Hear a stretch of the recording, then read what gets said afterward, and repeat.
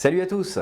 Salut les makers! Alors avec les possibilités de personnalisation de l'impression 3D, on va pouvoir se permettre de libérer notre imagination dans beaucoup de domaines et c'est aussi le cas dans la cuisine.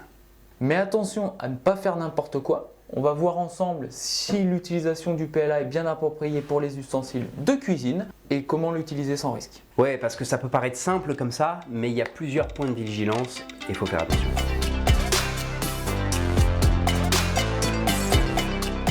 Quand on veut imprimer des pièces pour la cuisine, la première des choses à faire, c'est surtout s'assurer qu'on a les bons outils et ça commence par le filament. Alors c'est facile de dire qu'on va utiliser du PLA et qu'on sera contact alimentaire parce qu'il est biosourcé et qu'il est classifié en tant que matière non toxique. Mais c'est faux. Il est peut-être non toxique, mais dedans, il peut y avoir plein d'additifs.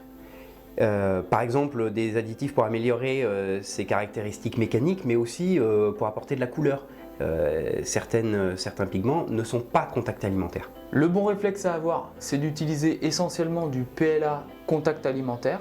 Mais si vous avez un doute, n'hésitez pas à regarder sur la fiche de sécurité, normalement c'est écrit dessus. Ouais, et si c'est pas marqué sur la bobine que c'est un PLA contact alimentaire, ne l'utilisez pas. Vous changez de filament, prenez-en un où c'est bien marqué. Et ce conseil-là, c'est pas que pour le PLA, c'est pour tous les autres matériaux. Gardez aussi en tête que le PLA ne doit pas être exposé à la chaleur parce déjà il n'y résiste pas et en plus ça pourrait créer des risques de transfert avec des microplastiques. Ouais. Donc on vous conseille pas d'exposition au micro-ondes, pas d'exposition au four et surtout pas de contact avec des aliments chauds. Et pour la même raison, on va oublier le lave-vaisselle. Vos pièces risquent de ne pas y survivre. Donc pour le nettoyage, on va utiliser de l'eau froide, voire tiède, avec un savon antibactérien. Et on oublie tout ce qui est éponge abrasive. Allez, sans plus attendre, on va voir comment imprimer dans de bonnes conditions. C'est tout le processus d'impression qu'il va falloir adapter en commençant par l'environnement. Donc il va falloir nettoyer l'imprimante. Et quand je dis nettoyer, ce n'est pas juste la dépoussiérer. Il va falloir vraiment utiliser un désinfectant de cuisine pour retirer toutes les microparticules laissées par les impressions précédentes.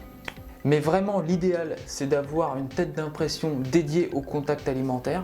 Comme ça, on va éviter toute contamination quand on change de matériau, que ce soit au niveau du corps de chauffe, dissipateur thermique ou tube PTFE par exemple. On va aussi dédier une buse à cette application et on va préférer les buses inox qui sont plus adaptées pour le contact alimentaire.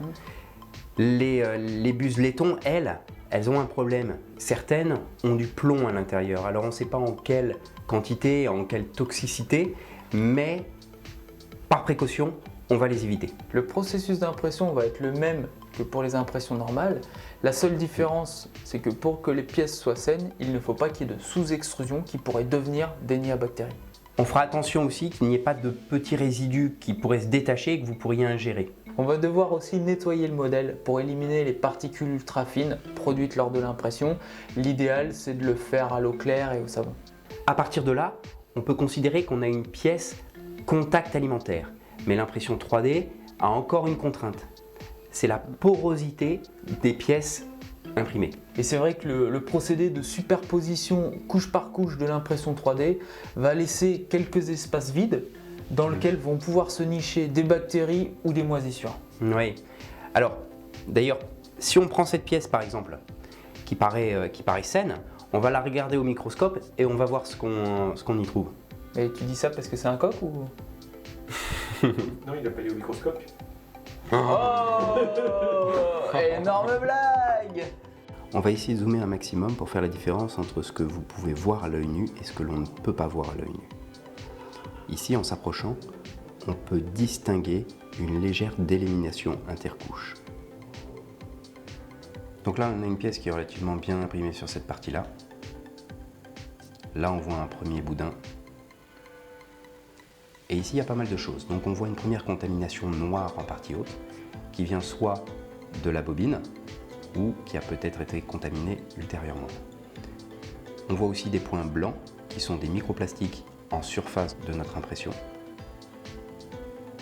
et des problèmes d'adhésion intercouche. Et là, en noir, on en voit une beaucoup plus grosse. Ce sont de véritables nids à bactéries. On va maintenant changer la luminosité parce que vous vous doutez que la partie noire, on arrive à la voir à l'œil nu, mais on ne peut pas voir à l'œil nu les micro-défauts d'adhésion intercouche que l'on voit mieux quand on change la luminosité.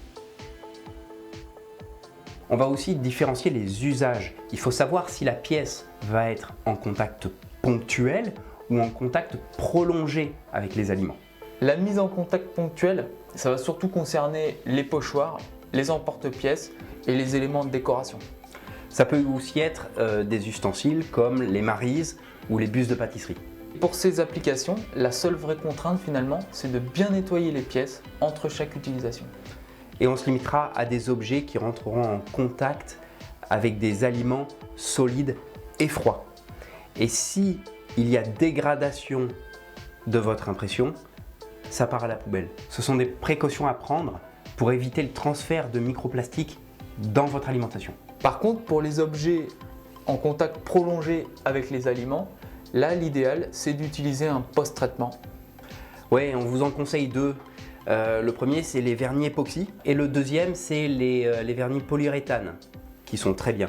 Alors attention, ces deux vernis-là ne sont pas forcément contact alimentaire. Donc avant d'investir, vérifiez qu'ils soient bien contact alimentaire. Oui, et c'est vrai que le principe du vernis, ça va être de boucher les pores, les micro-pores qu'il y a dans le matériau pour pouvoir garantir une surface lisse et saine. Et l'autre avantage, c'est que la pièce va être plus durable.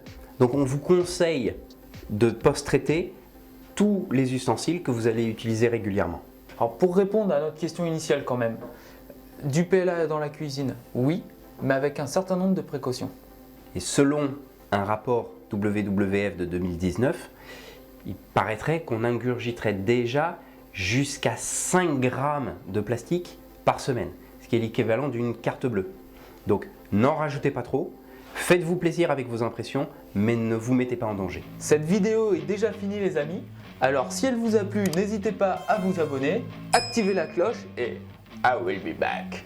Vous pouvez aussi liker et partager cette vidéo avec tous ceux que ça pourrait intéresser. Et n'hésitez pas à nous poser vos questions en commentaire, on essaiera d'y répondre. Alors à bientôt les makers. À bientôt pour une nouvelle vidéo.